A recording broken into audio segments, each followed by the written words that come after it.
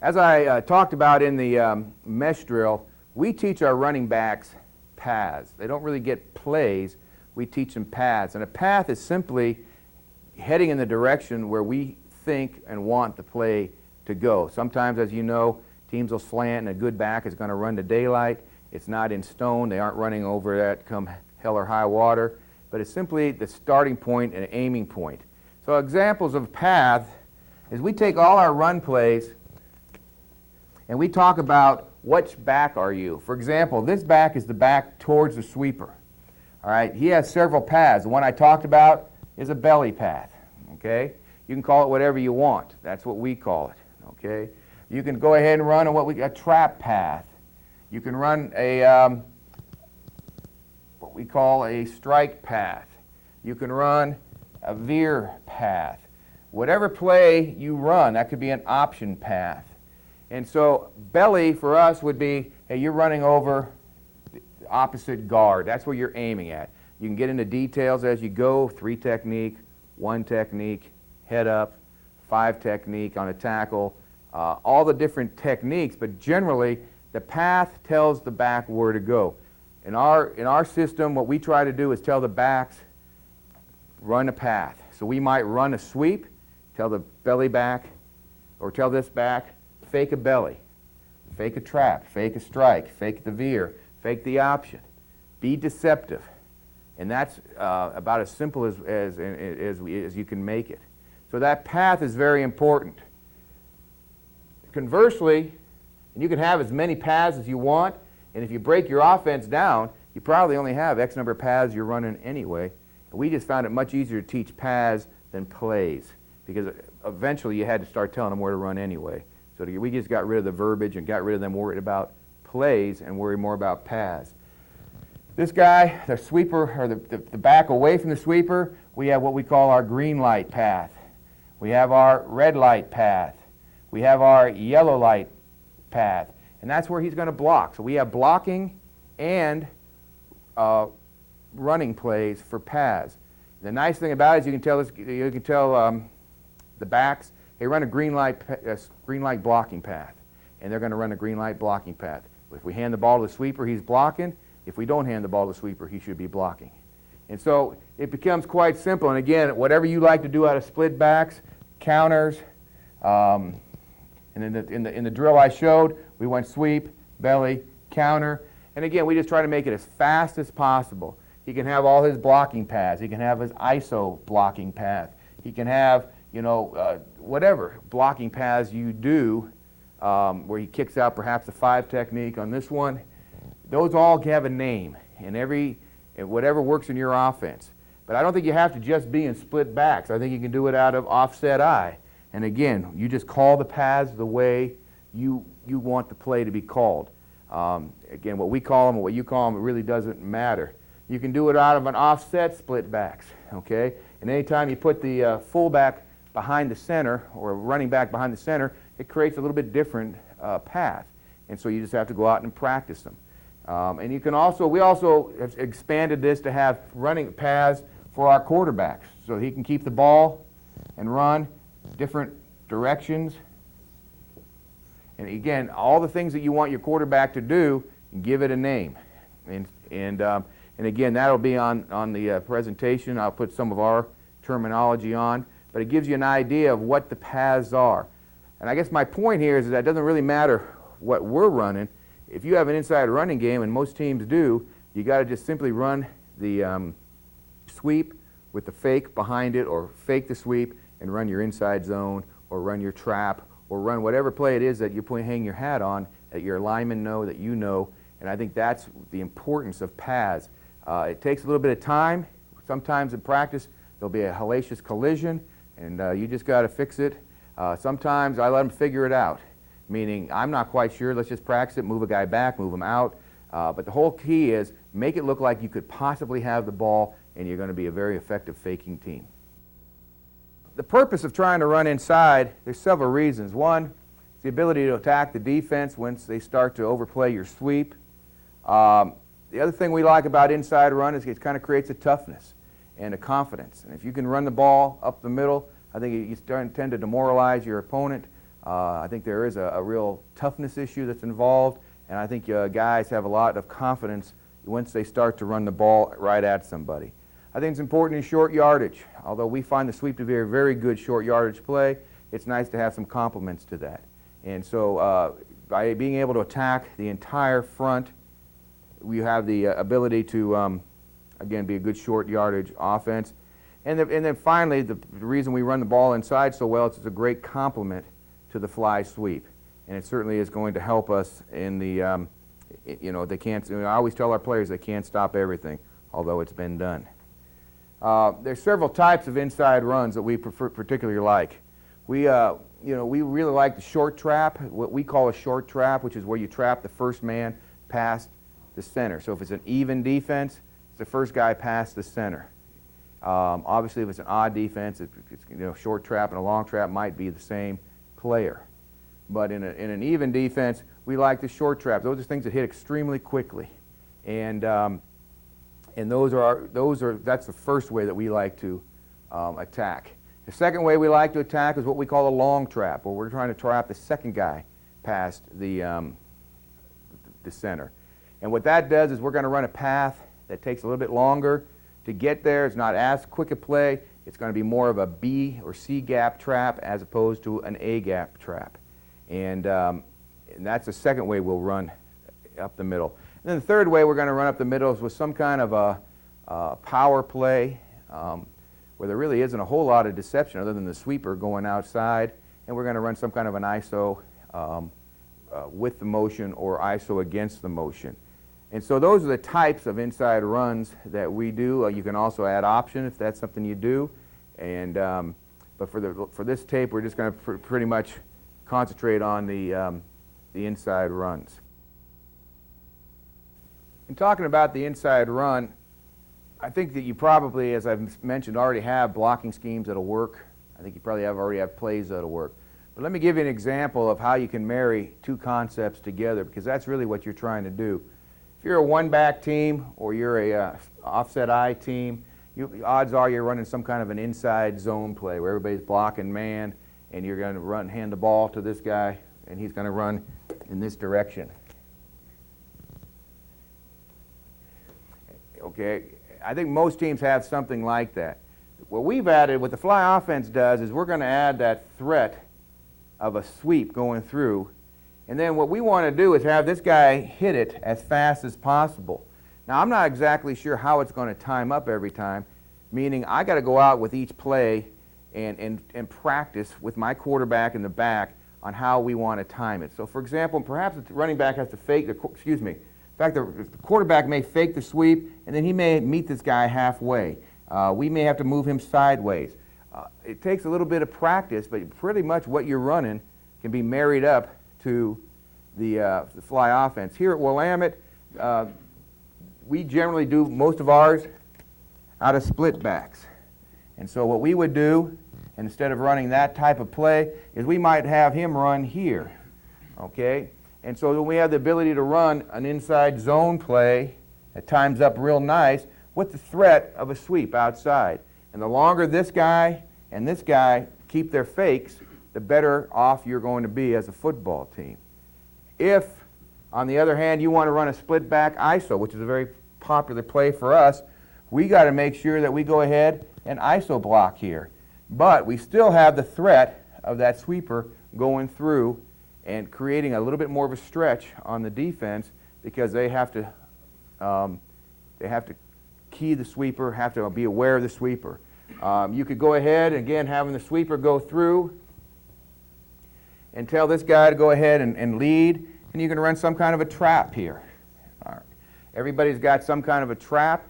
Where you marry it up is, we call it marrying up fakes, meaning we run the sweep, fake the sweep, and then run your favorite plays behind it. Now, how you block it, I don't think there's any magic to that. I think the magic is faking the sweep and then quickly and very fast, as you'll see when we do our drills and you look at our cut-ups, having a complementary play that goes through there in a very quick manner.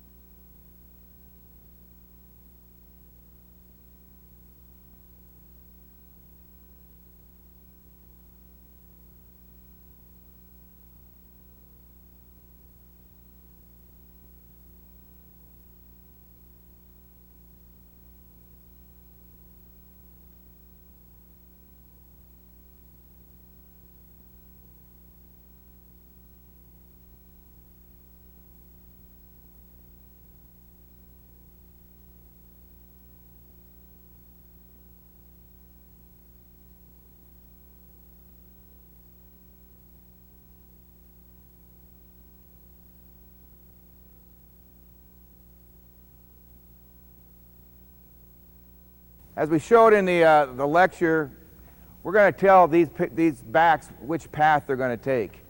And that path is going to get them in the general idea, and then they got to use their athletic ability to read daylight and run to an opening. The sweeper in this case is on our left, and so this back knows he's the back to motion, and he's the back away from motion. We've labeled all the different paths they could possibly take, but what we would do now is we would just practice our inside run on air, and it's a very simple drill to do because he's always going to fake the sweep, and then I would just tell him, these two guys, which paths to take, and we'll get a whole different look at the offense. So again, we may want to run some split back ISO. So if we do that, you're going to ISO block, you're going to belly, you got the sweep. Again, problems can be when that lead back goes forward, the sweeper's got to slide step and get behind him. So here we go. So this is how you can run a split back ISO with sweep fake. Ready. Set, go.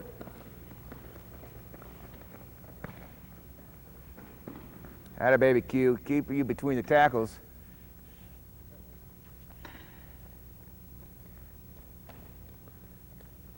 Okay, let's do the same thing. We'll go ice.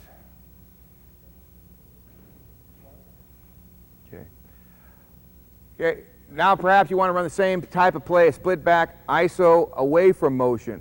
So again, by simply giving the names of those paths to your backs, you can create that play, again with the idea with a sweeper stretching the defense. All right, here we go. Ready. Set, go. Okay. Another thing we've already worked on is our cross-buck action because we did the mesh drill. But now we could go ahead and give the ball to one of these guys and call it like we would in a game. So we'll go ahead and he'll run the sweep, he'll run the belly, and you run the counter. Let's give it to the belly man. Yeah. Ready.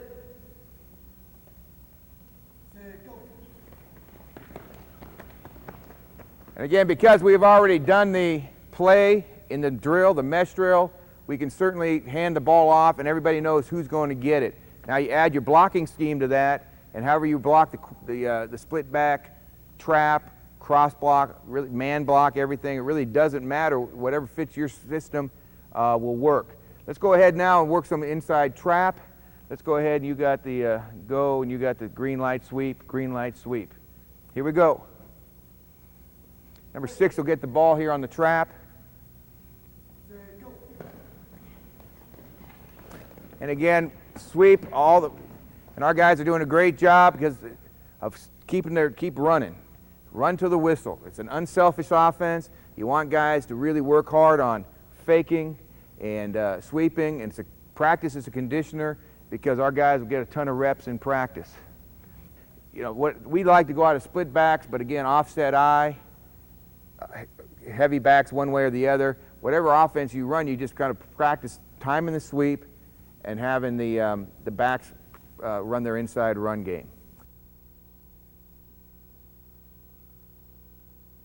In this formation, we have split backs, and what we're going to do is we're going to fake the sweep and fake with both the lead back and the sweeper, and then we're going to have an inside trap with our the back that started on the side the sweeper starts on.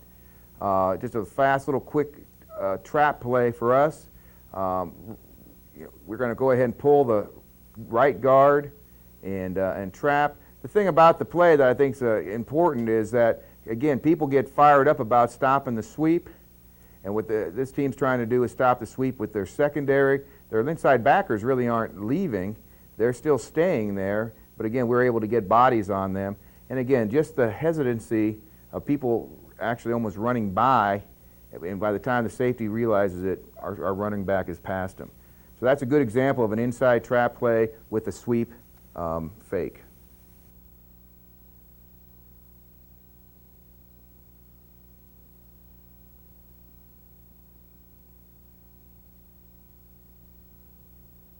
In this play, again, we're in a split back, and here we're going to go ahead and run a split back ISO play.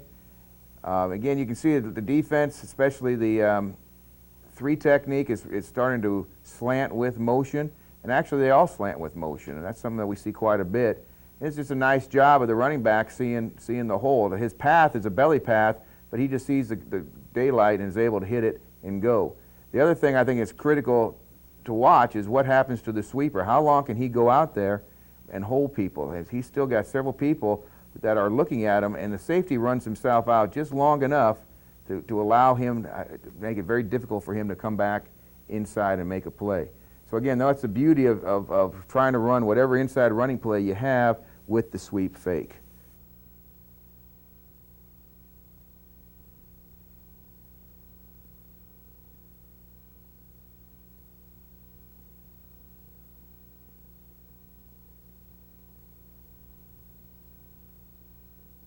Again, we're in split back offense, and we're going to go ahead and have our sweeper go through, and this is the mesh drill, sweep belly counter.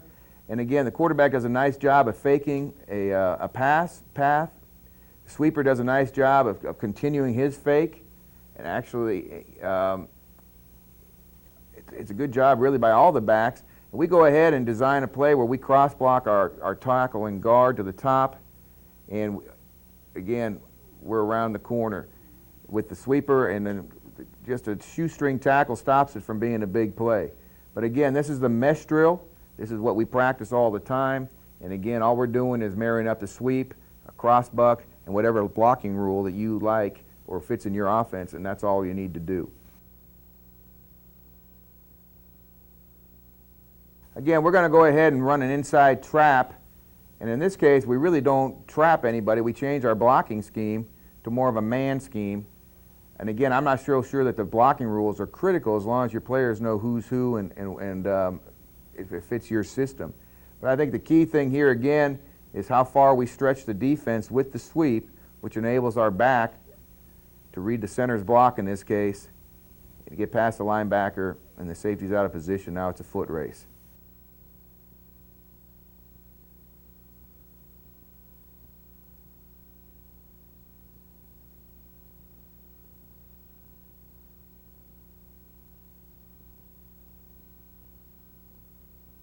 Here we're going to go ahead and sell the sweep with the sweeper and the lead back. The mistake our sweeper's making is, again, he's not on the outside hip, wingtip to wingtip. And again, this is a young kid who's just excited to be in the game. We really should be practicing our yellow light sweep.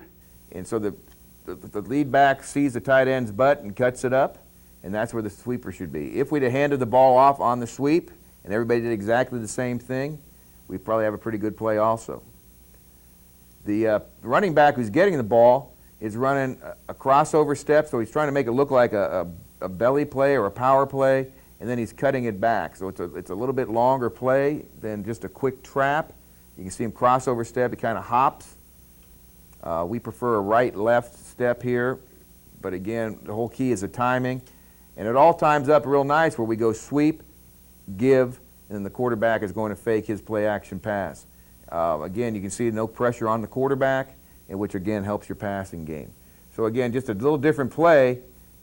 I think we cross block with the center and guard, but again, teams running to our sweeper and getting in the way there. Good job by the receiver downfield, and again, part of the whole unselfish nature of this play.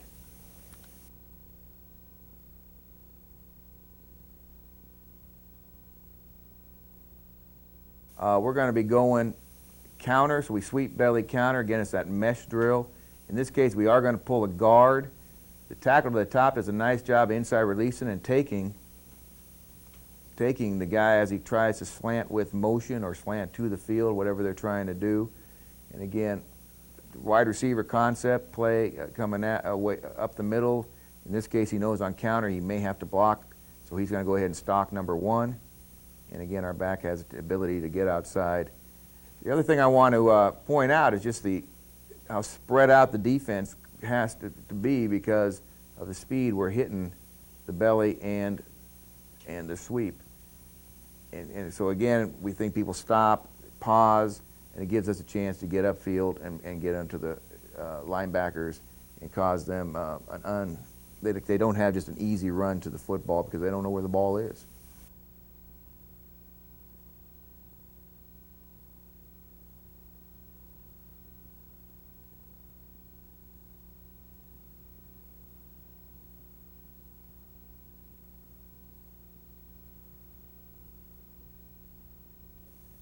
In this clip,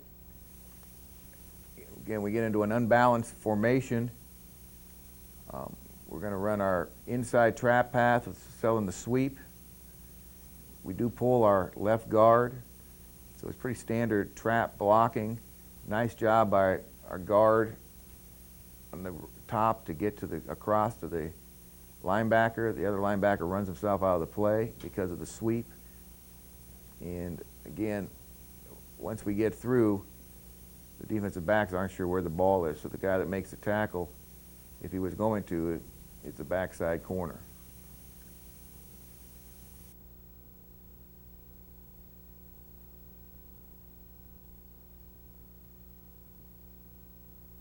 Here's another way to run inside out of one back. Where here we go ahead and fake the sweep and then have the quarterback keep the ball and go up the A gap. He's just reading the defensive lineman closest to him. And again, we talk about in one-back offense, the quarterback being a deceptor. And again, the better your quarterback runs, obviously, the better the play could be.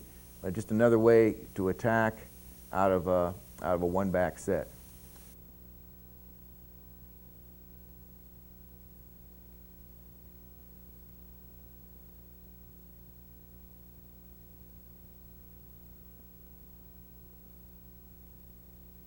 And this is another way to run, again, an inside run out of one back.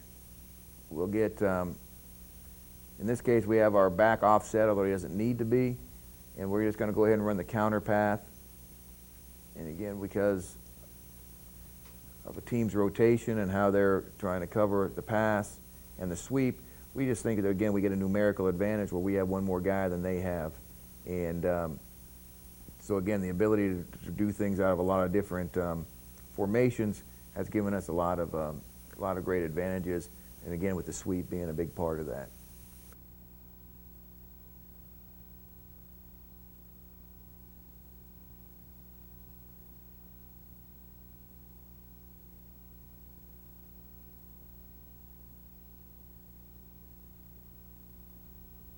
To summarize, I think that it's important that you give your backs paths to run. It's important that whatever blocking scheme you're currently using is probably going to work just fine. I don't think there's any magic in the blocking, but it comes in with the timing, and we teach the timing with the mesh fake and the mesh drill as you've seen. So I hope you got something out of this that you can use, and wish you the best of luck. Thanks.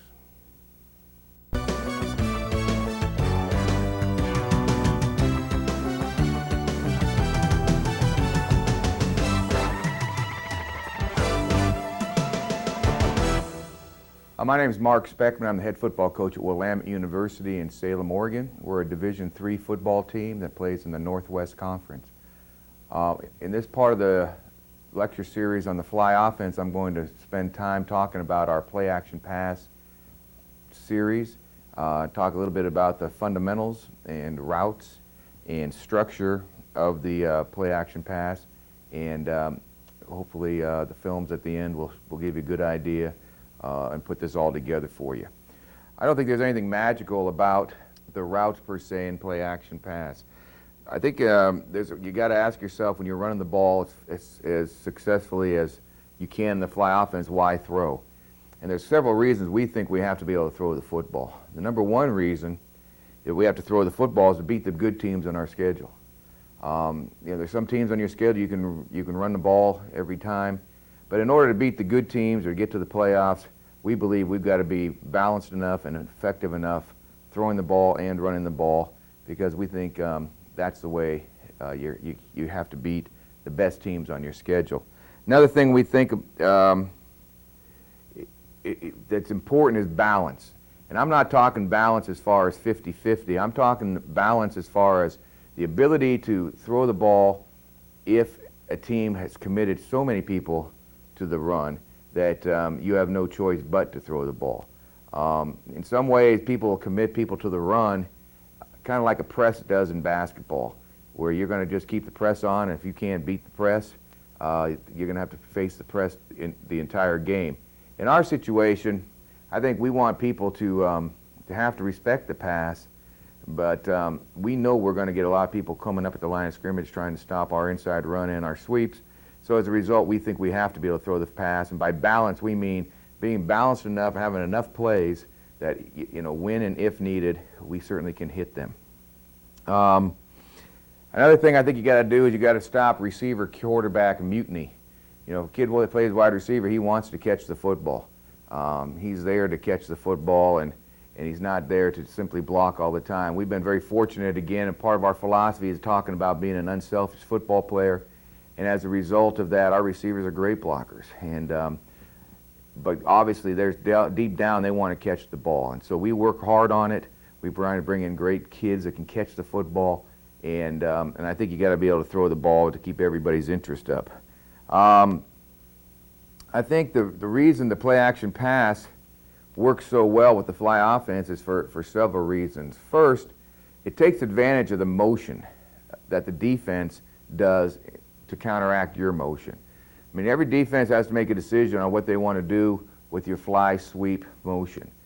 Some teams do nothing, and that is a decision, and that gives us what we think are certain advantages. Some teams are going to move people, and in moving people, they've obviously they've strengthened their run support, but they probably aren't quite as strong passing, defending the pass as they would like to be. And so what we try to do is see what movement teams want to do to us, and then we hope and feel that there's going to be some kind of a counterpunch or play-action pass that we're going to be able to use in order to take advantage of that. Second thing I think that's important about throwing the football, that the fly offense, again, when people are really preoccupied with the run, is the ability to protect the quarterback. I think in throwing the football, pass protection is paramount. You've got to be able to protect the quarterback. In our system, we get people aren't teeing off on the quarterback. They're trying to go laterally. They're trying to play their keys. They're trying to stop the run. So for us on play-action pass, the better our offensive line fires out and low hats, and the better that we can make it sell the run, the less thought that people are going to have about getting to the quarterback. If you're throwing the ball all the time, that's, you know, the quarterback's going to get hit. As you'll see on our clips, the quarterback oftentimes has a long time to throw the ball because, again, people are trying to stop the run. One of the things that happens is this, I think we get a very vanilla front, and the reason I think we get a vanilla front is because teams aren't going to do a twist on us. Because most teams don't want to take their 5 technique, who's going to be a secondary force player, and bring them inside. Now, in past situations, we may see that. But again, that's one of the things that's tough for pass protection, is that type of a twist. So taking away some of the defense's favorite twists and stunts, etc., makes it a little bit easier for us to protect the quarterback. The other thing about the pass protection is I don't think there is nothing special about our pass protection. We use 3 basic protections. We'll go ahead and gap protect, very much like just a quick 3-step drop would do. We'll go ahead and man-on-man or big-on-big protect, and we'll also slide protect. And it's all built into our passing game. And I'm sure that, again, we don't doing anything that's so special that you couldn't do it with the protection that you already have. The ability to, what we have to do on our pass protection is take the backfield paths that we talked about in the running back tapes and insert the backs in the running game where we would insert them if it was just simply a drop back pass. And so that's the key thing that you have to teach in play action pass. An example of a pass play out of this, just to make my point, is in a play like this where the sweeper is going in motion, and perhaps we want this back to fake a belly, or we call a belly path, or blast path, whatever path name you give it. He's got yellow light sweep path, okay, and then of course if there's nobody there, he's going to run an out, and we get a go route. And again, we can go big on big with the tight end staying in solid would be an example. But again, however you do this, whether they cross or they run whatever play you have, I think every running play that you have, you should have some kind of a play action pass off it or some type of a system, and that's what we want to talk about. The other thing I want to point out is in for us, when we go play action pass, our sweeper sells the sweep. As soon as he gets to about this point on his slide step, he'll go ahead and throttle down, and his aiming point is the top of the numbers. And he just kind of stays there. We call him the default wide, meaning, hey, if the quarterback has a scramble, or if there's a problem, we're going to go ahead and hit him out in the flat. But generally for us, we don't take him in the route, although I've seen teams that have done that. It's just something that, again, fits in the structure of your passing game. Okay, the next thing we want to talk about is it's the drop and depth of the drop of your quarterbacks. We want to vary the launch point. It's a very important part of our philosophy in throwing the ball. We don't want the quarterback setting up the same place each and every time because we feel it's easy for the defense to get to the quarterback if he gets there each and every time. So what we're going to do is we're going to try to vary the launch point. And what we do is we go ahead and have the motion man going through, and then we tell our quarterback to take his fly step, which again we showed on some drills and some previous tapes, and he's going to take his 180-degree fly step turn, and then he's immediately going to get his head around so he can see downfield. And I don't think it's much different than a quarterback faking the zone play and then taking his eyes off the defensive secondary and then getting him back on. He's simply going to take the fly step and take a drop. And it's going to be could be a three-step drop, meaning fly step, and we'd go 1, 2, that would equal 3 steps. Or we'd go fly step, 1, 2, 3, 4, 5, and try to get it about 7 yards deep. So this would be similar to if he just went to just a regular quick passing game, 3-step. This would be similar to if he took a 5-step or a 7-yard drop. You could even go if you're a 7-step or 9-yard drop guy, you could certainly add that. But the whole idea is a fly step and get to your drop. Some quarterbacks, it's easier going to the right than the left, and again, just like any other drop, it takes some practice. So we're going to try to have a short, straight drop back. We're going to try to have a longer, straight drop back. And not only do we throw the ball from these, but we're going to go ahead and fake these. And this is part of the quarterback's faking pattern, which again is just a big part of our offense, as I've talked about earlier. We're also going to go ahead and roll out away from the motion. We call that leg. And we'll go ahead and roll out to the motion. We call that wag. And again, most teams have a bootleg or a waggle or some type of a play action pass where you have an athletic quarterback and get him on the perimeter. And so I think we try to, if possible, have all 4 of these. Some years we can only go with the drops because that's what our quarterback can do. Some years the running game is much more effective for us. But again, the ability to have those types of routes, and again, we'll show you some clips of those at the end of this tape. All right, the next thing we want to talk about is some of the philosophy behind the routes that we're trying to run and what we're trying to accomplish. I think one of the problems with play action pass is I think you need to understand who does the fake affect, who is being affected by the fake. And there's 2 ways you affect people by faking. Is somebody moving out of an area, and are you faking that person and throwing behind? I think sometimes we try to fake something and fake a linebacker out and then try to get a corner, throw the ball in an area that perhaps that person's not being faked out.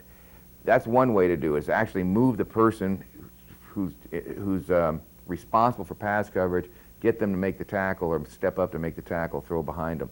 The other way in our offense that we're going to take advantage of who the fake affects is how many people are they moving, if any, on our sweep action.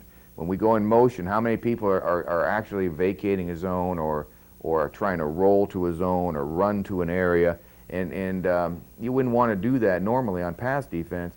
And so we want to see if we can take advantage of that because of our running game. So I think that's an important question to ask, and every time that we try to design a play is we want to know who does a fake affect and who is going to be traumatized by the fake, I guess. The other one we want to do is how many one-on-one situations can we create? Great deep pass defense teams versus great pass offense teams are going to bracket, have safety help, double cover, cheat, and try to get as many people covering the pass as possible. We want to create as many one-on-one situations as possible because we think then we have a tremendous opportunity to catch the football. And by one-on-one opportunity, I mean who can we, if they're playing man, obviously, who can we leave one-on-one with the sweep action taking everybody away from it, or how many people can we move prior to the snap in order to leave a one-on-one situation with somebody. And again, on the film, you'll see teams that are trying, again, to stop our best play and leave us in a one-on-one situation. And again, we're going to work hard on good patterns, stemming the patterns, making sure that we run the right routes against the right defenses. The other thing I think is real important that we do is we divide the field up. And I think this has really helped us in our play calling and in our game planning. We divide the field into nine areas. This is about 7 yards deep. This is about 15 yards deep. And what we're trying to do here is we're trying to say, what route do we have? If an area is open or an area is going to be covered by just one person, well, how do we go ahead and attack that area? Now, obviously, these would have to be slants or hitches. This would probably have to be the dump, little pop pass to the tight end or a drag from a wide receiver. This is obviously a little bit more crowded. But obviously, this is going to be the post or the streak or a post corner or whatever route that you run.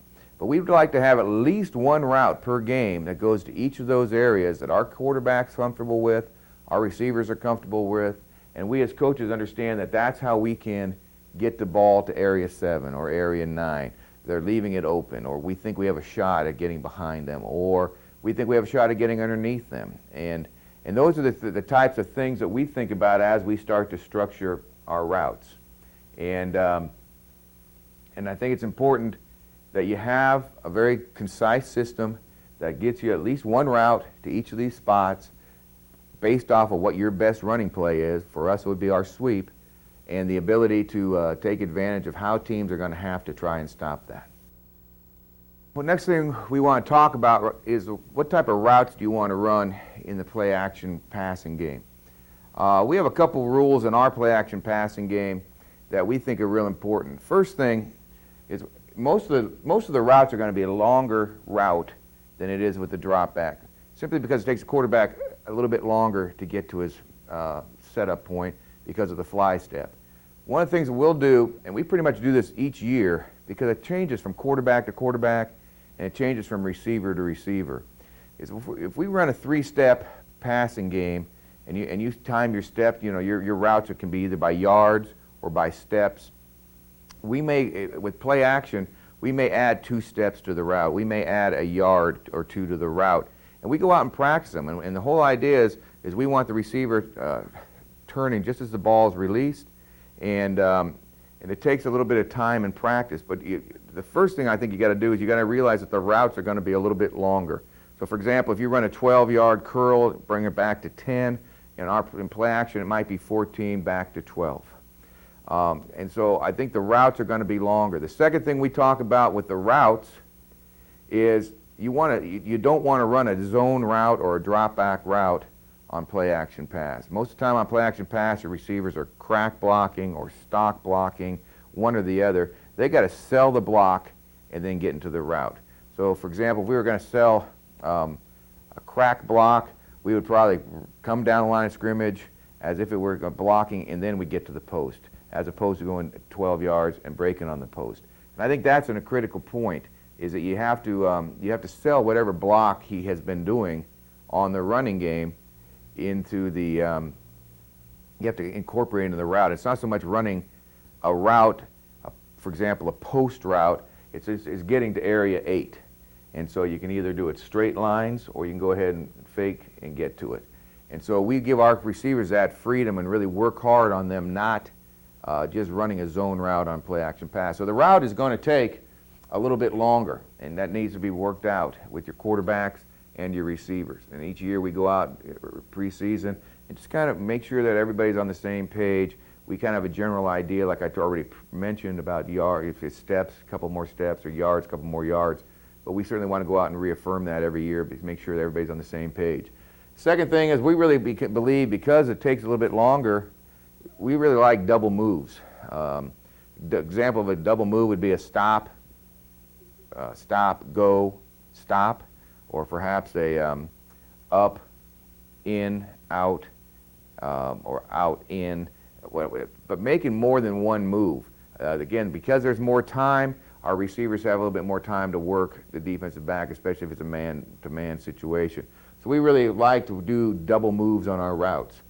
Another thing that we think is really important is however you call your drop back pass, however you call your protection, and however you call your routes, whether it be by a tree or by concept or however you do it, keep the same mechanism in your play action pass. So we believe strongly if we want to do a three-step drop, we're going to add a term that says play action three-step drop. Everything's going to be the same, except now the receivers, instead of running just a zone route, are going to go back to doing these types of things. They're going to make sure that they get to the area we want them to get to. It may not look exactly the same as it would if we went straight drop back. You can start out that way, but again, as they get the hang of it,